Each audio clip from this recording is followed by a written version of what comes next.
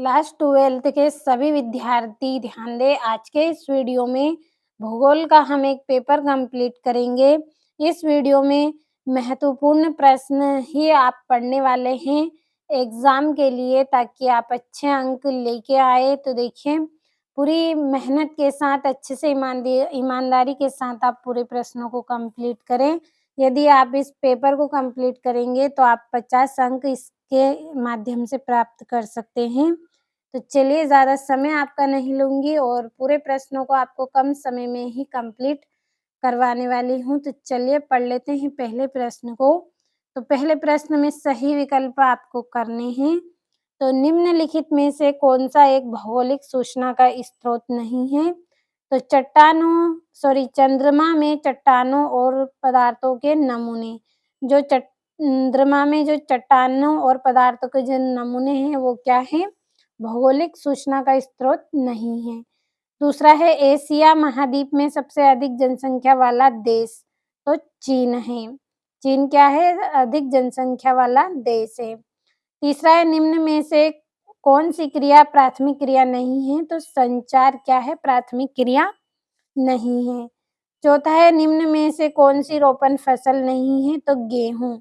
जो गेहूँ की फसल होती है, उसको हम अपने हाथ से नहीं रोपते हैं, उसको हम ट्रैक्टर या बैलों की सहायता से उसकी फसल को हम बोते हैं। तो इसको क्या है, हम हाथों से नहीं रोपते हैं, तो इसलिए गेहूँ क्या है, हमारी रोपण फसल नहीं है। और भारत में नागरिक बस्ती के लिए कम से कम कितनी जनसंख्या होनी चाहिए? तो 5000 जनसंख्या होनी चाहिए। तो ये आपके यहाँ पे 5 सही विकल्प है, कंप्लीट अच्छे से कर लें। और दूसरे प्रश्न में आपको रिक्त स्थान करना है। तो पहला है, रेड जेल एक डेडेस भूगोलवेत्ता थे, तो जर्मनी इसका आंसर रहेगा। और दूसरा है, लोगों की संख्या और भूमि के बीच अनुपात को डेडेस कहते हैं, तो जनसंख्या घनत्व। तीसरा है, 60 वर्ष से अधिक आयु वाले लोगों डेडेस को प्रदर्शित करते हैं, तो वृद्ध जनसंख्या को ये क्या करते हैं? प्रदर्शित करते हैं। चौथा है, समतल क्षेत्रों में ग्रामीण बस्तियों का डेडेस प्रतिरूप दिखाई देता है, तो आयताकार रूप इनका दिखाई देता है। पांचवा है, जन्म दर तथा मृत्यु दर के अंतर को डेडेस की वृद्धि दर कहते हैं, तो जनसंख्या की वृद्धि दर कहते हैं। छठा है, समाज और पर्यावरण के बारे में डेडेस तक पहुंच की मुक्ति का मूलाधार है, तो ज्ञान। ज्ञान इसका आंसर रहेगा। और तीसरे प्रश्न में जोड़ियां आपको बनानी है। तो पहली है, भारत में गरीबी, तो इसका आंसर आएगा अनियंत्रित बेरोजगारी। दूसरा है, पटना, तो इसकी जोड़ी आएगी प्राचीन नगर। तीसरा है, सामुदायिक प्राकृतिक संसाधन, तो इसकी जोड़ी रहेगी साझा संपत्ति साधन। चौथा है, ट्रक कृषि, तो इसकी जोड़ी रहेगी आपकी सब्जियां पैदा करना। और जनसंख्या नियंत्रण, तो इसकी जोड़ी रहेगी परिवार नियोजन। तो कंप्लीट अच्छे से कर लें। और चौथा प्रश्न, एक वाक्य में उत्तर। तो किसी देश का वास्तविक धन क्या होता है? तो उस देश के निवासी ही क्या होते हैं? उस देश का वास्तविक धन होता है। और दूसरा है, कौन सी क्रियाएं प्रत्यक्ष रूप से पर्यावरण पर निर्भर करती हैं? तो प्राथमिक क्रियाएं क्या हैं? प्रत्यक्ष रूप से पर्यावरण पर निर्भर करती हैं। तीसरा है, विश्व नगरी का एक उदाहरण दीजिए, तो वंशी गठन। चौथा है, भारत सरकार ने कौशल विकास तथा उद्यमिता के लिए नीति कब बनाई? तो 2015। पांचवा है, भारत में किन दो देशों से सर्वाधिक प्रवास होता है? तो बांग्ला और पाकिस्तान देश से क्या होता है?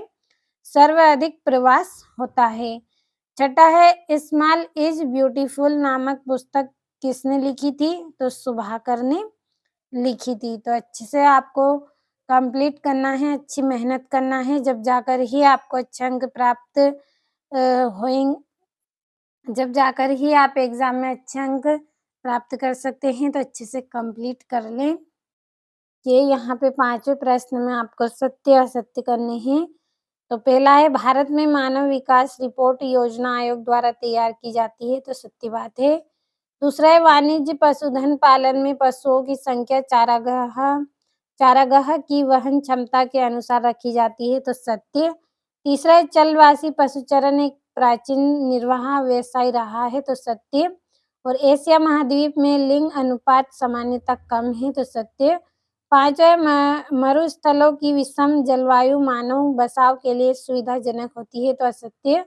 6 है 15वीं शताब्दी के अंत में यूरोप के देश ने अन्वेषणों के प्रयास शुरू किए, तो ये आपका सत्य।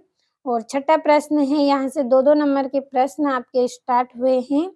भौतिक तथा सांस्कृतिक पर्यावरण के कोई 2-2 तत्व आपको लिखने हैं और विश्व में जनसंख्या विसरण की 2 विशेषता लिखनी है।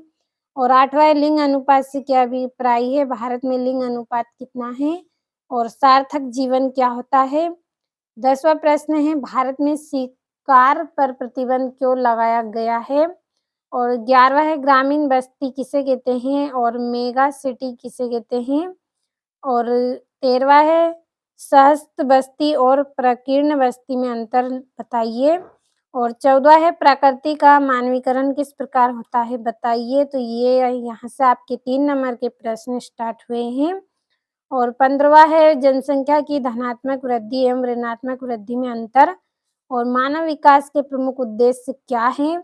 और प्राथमिक क्रिया की विशेषता आपको करनी है और कार्य के आधार पर नगरों का वर्गीकरण करना है। और ये यहाँ पे आपका 19वाँ और 20वाँ प्रश्न है। अच्छे से स्क्रीनशॉट आपने पूरे प्रश्नों का लिया होगा, तो भरोसा करें अच्छे से कंप्लीट कर लें।